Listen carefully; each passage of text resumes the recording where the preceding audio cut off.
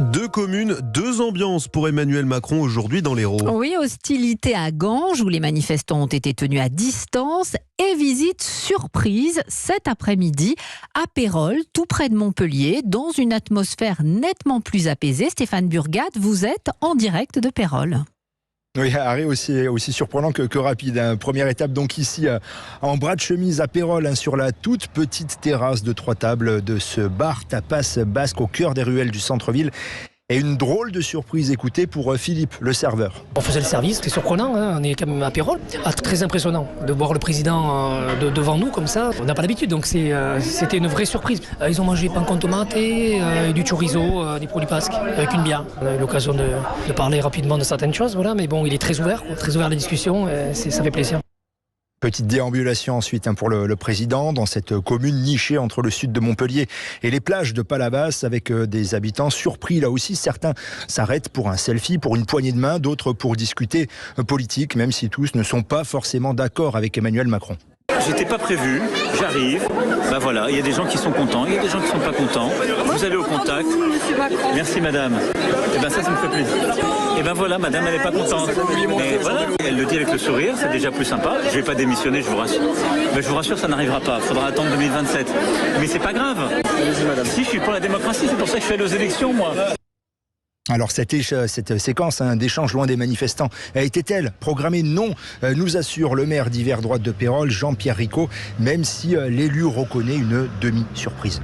Je m'attendais, alors j'étais un petit peu en embuscade, j'ai laissé toute ma journée mon téléphone ouvert. C'était un petit peu dans le coin de ma tête. Oui. Bilan de l'opération, eh bien ça peut très bien se passer. Et là on le démontre. Lorsque la visite n'est pas prévue, eh bien les choses se passent bien. Les Français sont très respectueux des institutions. Voilà, et une visite qui aura duré moins d'1 heure, montre en main, le président qui a ensuite gagné l'aéroport de Montpellier, situé à quelques kilomètres à peine. Stéphane Burgat, en direct de Pérols pour Europe 1. Juste avant, le chef de l'État était donc dans la commune de Ganges, visite annoncée, celle-ci est consacrée à l'éducation. Et là, tout autre accueil sur fond de On est là ou Macron démission. Des centaines de manifestants ont été tenus à bonne distance par les forces de l'ordre. Le président ne les a donc pas croisés. Jacques Serret, vous suiviez Emmanuel Macron à Ganges, un président qui veut se montrer offensif, mais en prenant moins de risques. Oui, Emmanuel Macron a adopté une stratégie différente pour son deuxième déplacement. En 2 jours, après avoir subi les sifflets, les bruits de casseroles et les huées hier en Alsace, le chef de l'État a cette fois tout fait pour les éviter dans l'Hérault. Lors de sa visite à la mi-journée au collège Louise Michel de Ganges, les manifestants étaient tenus à bonne distance par un important dispositif de sécurité. Et voilà ce qu'il déclarait à leur sujet, alors qu'un député insoumis lui proposait d'aller les voir. Vous êtes en terre Cévenol, je vous offre ce livre sur les Camisards, grand lieu de résistance aux monarques absolus. C'est une terre qui a toujours été une terre de résistance et elle le reste. La résistance, effectivement, elle est un peu loin, on ne l'entend pas, mais elle est là. Mais on peut aller la voir moi. Je pense qu'ils vous attendent. Moi je vais toujours devant, si les gens sont prêts à parler. Je pense qu'ils sont prêts à parler. C'est pour juste les œufs et les casseroles, c'est pour faire la cuisine chez moi. Non, je pense que les gens sont prêts à parler. Il faut dire que l'établissement scolaire fut la cible d'une coupure de courant de la CGT Énergie juste avant l'arrivée présidentielle, de quoi particulièrement agacer le président. Il faut séparer le désaccord de l'incivisme, nous glisse-t-il. Lui qui a à plusieurs reprises a tâché de se montrer offensif en vantant par exemple son bilan devant parents et professeurs. La cantine à 1 €, là aussi, voilà. Ça n'existait pas en 2017. Je dis aussi ce qu'on a fait de bien parce que parfois j'entends beaucoup ce qu'on fait de mal en ce moment.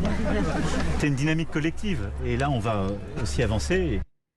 Car Emmanuel Macron, qui a annoncé ici une revalorisation des salaires des enseignants, veut tourner la page des retraites. J'ai déjà connu ces fluctuations, lâche-t-il hors micro, comme s'il était intimement convaincu que ses opposants finiront par passer à autre chose. Jacques Serret dans l'Hérault pour Europe 1. Revenons à l'objet de la visite présidentielle, les salaires des enseignants. Oui, Emmanuel Macron a passé plus de 2 heures avec des profs, des parents et des élèves dans la cour du collège de Ganges. Il a donc annoncé cette augmentation dès la rentrée prochaine. Moi je suis d'accord avec vous, il faut mieux reconnaître et mieux payer les professeurs. Donc il va y avoir une augmentation de la rémunération pour le socle, sans condition aucune, entre 100 et 230 € par mois.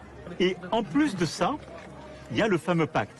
Le pacte, c'est de dire les tâches toutes les missions que vous voulez faire en plus, pour qu'elles soient pérennisées. Il faut que le système les reconnaisse et les paye mieux.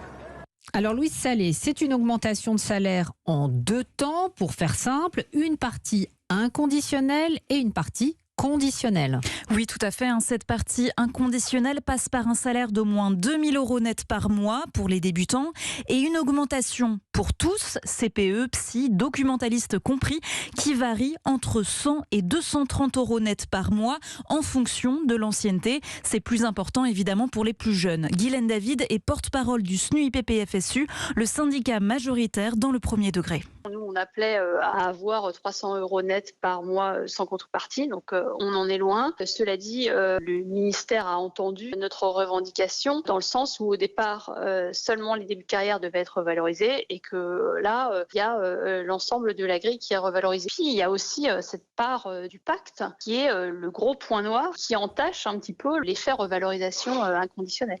Alors ce pacte, justement, là, c'est la partie conditionnelle de la revalorisation qui peut ajouter en plus entre 1 250 et 3 750 € par an en fonction de missions supplémentaires effectuées volontairement. Chaque enseignant peut ainsi choisir un ou plusieurs forfaits de 18 heures ou de 24 heures en plus par an pour de l'aide aux devoirs, du remplacement, des cours de soutien en maths ou français. C'est des heures en plus. Et on avait dit de façon unanime, syndicalement, c'est-à-dire que toutes les organisations syndicales s'y étaient opposées, on avait quitté la table des négociations sur cette question-là. On ne peut pas le soir, le midi, faire des heures supplémentaires. On fait de la préparation de classe ou des réunions avec les parents. Ce n'est pas ces heures-là qui vont être rémunérées dans le pacte. Dans le pacte, on va nous demander d'aller en faire plus. Voilà, les syndicats sont assez contre ces annonces sur le pacte, mais le ministère mise tout de même sur un tiers des enseignants pour accepter de faire ces missions supplémentaires. Louis, salut.